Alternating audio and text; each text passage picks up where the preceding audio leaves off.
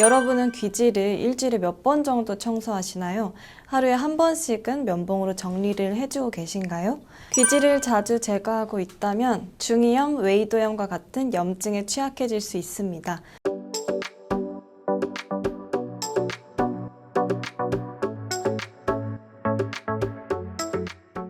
결론을 먼저 말씀드리면 귀지는 자주 제거하면 좋지 않습니다. 귀지는 약산성이자 귀를 보호하는 데 필요한 향균 성분들로 구성되어 있기 때문에 웨이도가 세균에 감염되는 것을 예방하는 역할을 하고 있습니다. 이러한 귀지를 너무 자주 제거해서 과도하게 자극되고 귀지가 적어진다면 오히려 세균에 취약해져 웨이도염과 같은 염증이 쉽게 나타날 수 있고 건조해져서 오히려 가려움을 더욱 유발할 수도 있습니다. 일반적으로 귀지 제거를 이런 상황에서 많이 하시는데요. 샤워 후에 이물감으로 인한 귀 청소, 갑자기 귀가 간지러울 때 소리가 잘 들리지 않거나 귀가 막힌 느낌이 들 때가 있죠. 귀 청소는 상황별로 어떻게 하면 좋을까요? 4가지 정도 설명드리겠습니다. 샤워 후에 귀에 물이 들어가게 되면서 먹먹한 느낌을 받게 될 때가 있죠.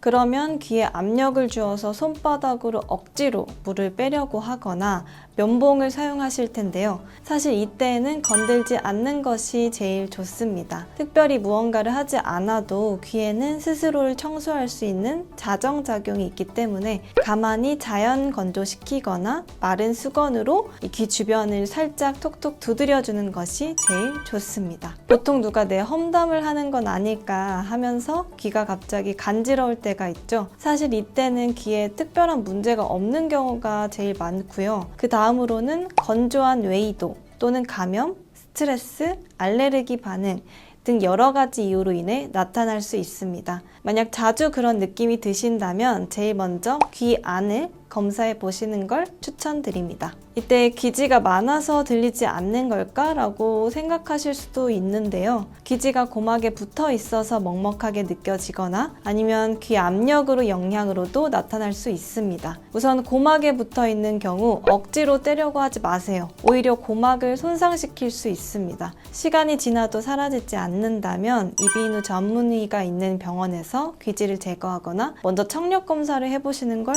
권유드리겠습니다.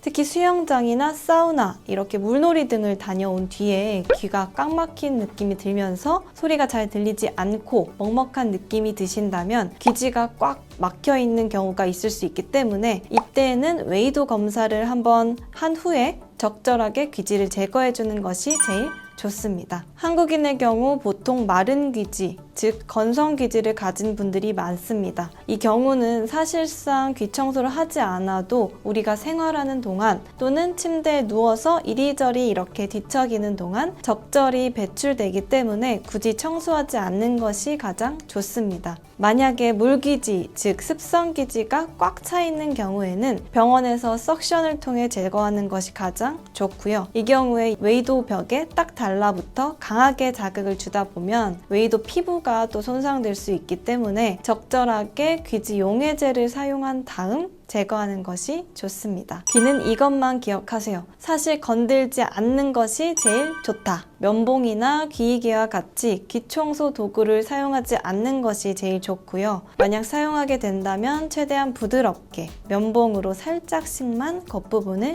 닦아주는 것을 추천드립니다. 이어폰을 장시간 사용해도 귀에 열감을 유발하거나 그 자체로 자극이 되어서 간지러움을 유발할 수 있기 때문에 주의하셨으면 좋겠습니다. 만약 앞서 설명드린 4가지 외에 다른 귀 간지러움이 있다면 귀를 바로 파시는 것보다는 검사를 받아보는 것이 좋습니다. 귀 내시경으로 귀 상태를 확인하고 그에 따른 적절한 처방이 중요합니다. 궁금하신 부분은 언제든지 댓글로 남겨주세요. 감사합니다.